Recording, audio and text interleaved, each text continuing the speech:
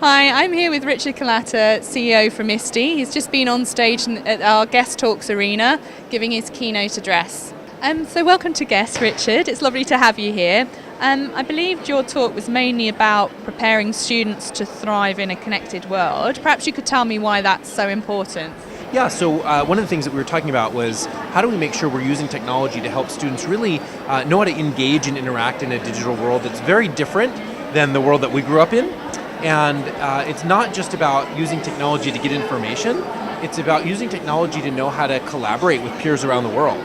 Using technology to problem solve, to design new apps and tools that will help make the world a better place. And those are really the things that we're talking about. And what does that mean for teachers? How do teachers create an environment that prepares students to do that?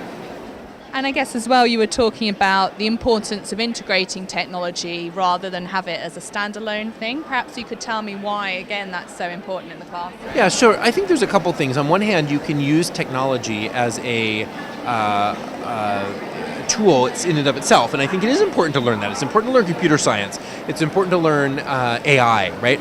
But separate from that, there's also using technology to improve the learning experience itself. One example that I used when I spoke was about how we can personalize learning. It doesn't make any sense to have every student doing the same thing at the same time. We know that students are very different. They have different needs and interests and passions. So why not allow them to adapt and adjust to the things that they need extra help with, areas that they are particularly excited about, right? But that's hard to do if you don't have technology that's helping teachers manage that, helping know which student is working on what, seeing visually the progress that the student is making. And so those are the two pieces. Yes, we should teach technology, but we also should think about how do we use it to make the learning experience more exciting. And I think that's quite key, because I think one of the things we hear is that teachers fear the advances of technology. Students are so good at picking up technology. And I think talking about how it's integrated is so key. I mean, what would you say to teachers who are perhaps worried about integrating technology, who are worried that the students are perhaps going to show them up?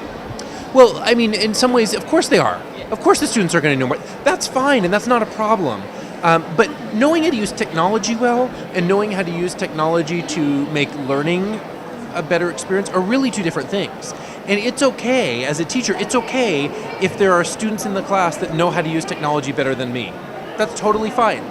But just knowing how to use the technology is not the same as knowing how to use it to bring in experts remotely, to push students to collaborate together and work on those tools that make them collaborate, that gives tough problems for them to use technology to solve.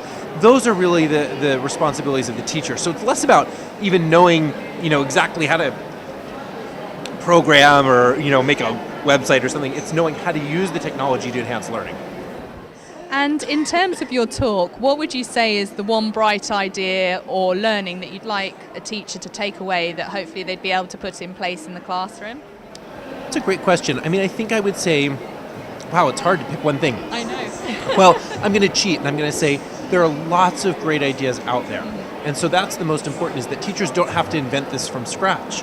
There are many teachers part of collaborations online to find just great ideas for using technology effectively. So I would say my first is for teachers to become part of a global network, to engage and join in all of the online communities that exist where they can learn from other teachers. That's the first. If I was going to say one that's specifically about an activity to do with students, I would say look for an opportunity where you can present a real problem to students and allow them to come up with the solutions. And especially if technology can help mediate that a little bit, help guide them to figuring out where they can find the right answers, the people that they need to be connecting with in order to solve the problem. Look, it drives me crazy when I hear us say we need to make up some problems for students to solve. We don't need to make up any problems. There are way too many real problems that need to be solved. We need to help students solve the real problems that we have in the world and use those as learning experiences.